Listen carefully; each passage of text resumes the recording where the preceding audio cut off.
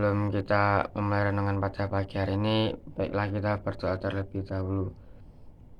Terima kasih ya Bapa atas menerima panjang hari ini.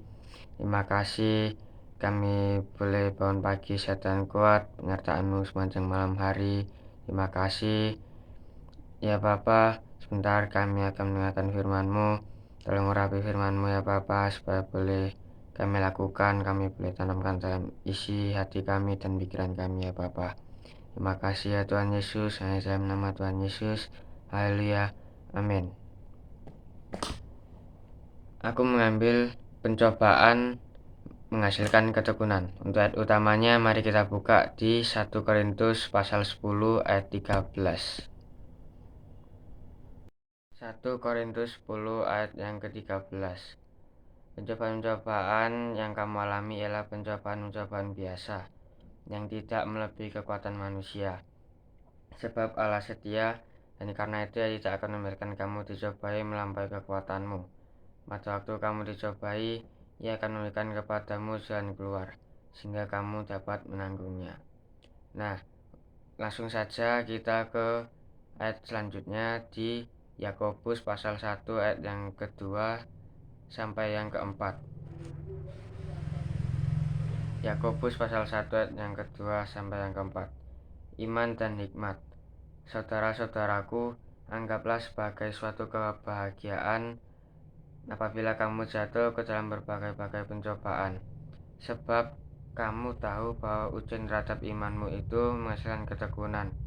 Dan biarkanlah ketekunan itu memperoleh buah yang matang, supaya kamu menjadi sempurna dan utuh dan tak kekurangan suatu apapun. Di ayat yang kedua dikatakan, apabila kamu jatuh ke dalam berbagai-bagai pencobaan, anggaplah sebagai suatu kebahagiaan. Nah, di ayat yang ketiga ini dibicarakan lagi bahwa ujian terhadap imanmu itu menghasilkan sebuah ketekunan. Nah, di ayat yang keempat, firman Tuhan ini berkata, biarkan ketekunan itu memperoleh buah yang matang, atau bisa aku sebut sebagai sempurna.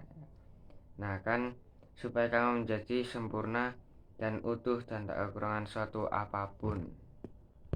Selanjutnya aku mau tanya, menurut kalian sumber pencobaan itu apa sih? Nah, kalau teman-teman belum tahu, mari kita buka tetap di 1 Yakobus, tapi kita lihat di ayat yang ke-13 dan ke-14. Apabila seorang dicobai, janganlah ia berkata, pencobaan ini datang dari Allah, sebab tidak dapat dicobai Allah tidak dapat dicobai oleh yang jahat, dan ia sendiri tidak mencobai siapapun. Tetapi tiap-tiap orang dicobai oleh keinginannya sendiri, karena ia diseret dan dipikat olehnya. Nah, Allah itu tidak mencobai teman-teman, tapi Allah itu cuma mengizinkan pencobaan itu datang untuk teman-teman. Allah itu tidak bisa dicobai oleh yang jahat, dikatakan di ayat yang ke-13. Nah, di ayat yang ke-14 dikatakan bahwa kita itu dicobai oleh keinginan-keinginan kita sendiri. Nah, kita itu terpikat oleh keinginan kita sendiri. Nah, aku menemukan ada 3 jenis keinginan yang ada di dalam dunia. Nah, keinginan yang pertama ada keinginan mata, yang kedua ada keinginan daging, yang ketiga ada keangkuhan hidup. Nah, untuk penjelasan dari tiga keinginan ini, aku menemukannya di 1 Yohanes pasal 2 ayat yang ke-15 dan yang ke-16. Janganlah kamu mengasihi dunia dan apa yang ada di dalamnya. Jikalau orang mengasihi dunia, maka kasih akan Bapa tidak ada di dalam orang itu. Sebab semua yang ada di dalam dunia, yaitu keinginan daging dan keinginan mata serta keangkuhan hidup, bukanlah berasal dari Bapa.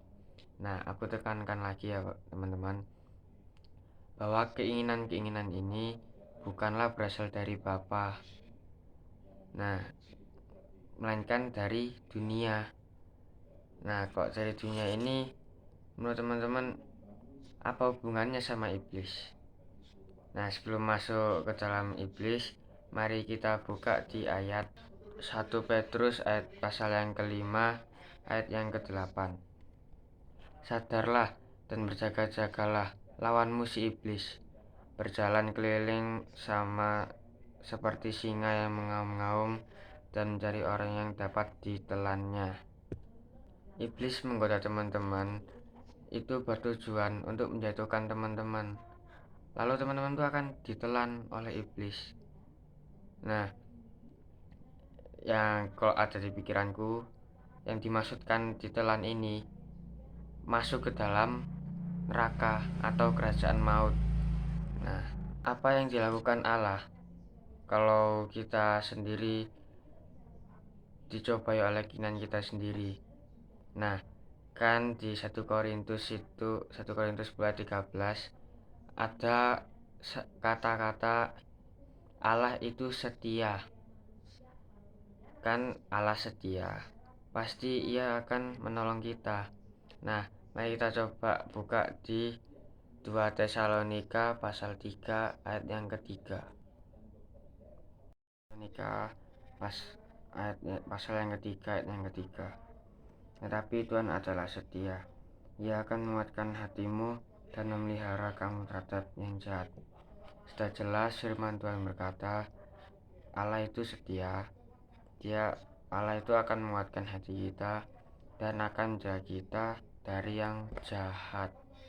Pertanyaan, apa yang dirimu rasakan saat jatuh dalam pencobaan? Dan yang kedua, apa yang dirimu lakukan saat jatuh dalam pencobaan? Dan yang ketiga, apakah kalian sudah mengandalkan Yesus Kristus sebagai Tuhan dan Juru Selamat kita, penolong kita? Dan yang keempat, sudahkah imanmu berbuah matang melalui ketekunan di saat ujian atau pencobaan datang? Nah, aku pengen pertanyaan ini teman-teman tanyakan pada diri teman-teman sendiri. Nah, untuk kesimpulannya, Allah mengizinkan kita jatuh ke dalam pencobaan untuk menguji iman kita. Ingat, janganlah kalian khawatir terhadap pencobaan-pencobaan yang diinginkan iblis, karena Allah kita Yesus Kristus adalah setia dan Dia tidak akan membiarkan kita. Dia akan menguatkan kita dan akan memelihara kita dari yang jahat. Janganlah kamu khawatir lagi, karena pada waktu kamu dicobai, Ia akan memberikan padamu jalan keluar sehingga kamu dapat menanggungnya. Amin. Sebelum kita menutup, marilah kita berdoa. Terima kasih ya Bapak atas firman-Mu pada pagi hari ini. Biarlah firman-Mu ini boleh kami dengar dengan baik, boleh kami lakukan, boleh kami tanamkan dalam hati kami dan pikiran kami. Biarlah firman-Mu ini boleh bertumbuh subur dalam hati dan pikiran kami, dan biarkanlah ketekunan boleh berbuah matang dalam hidup kami ya Bapa. Terima kasih ya Tuhan Yesus, yang dalam nama Tuhan Yesus. Haleluya. Amin.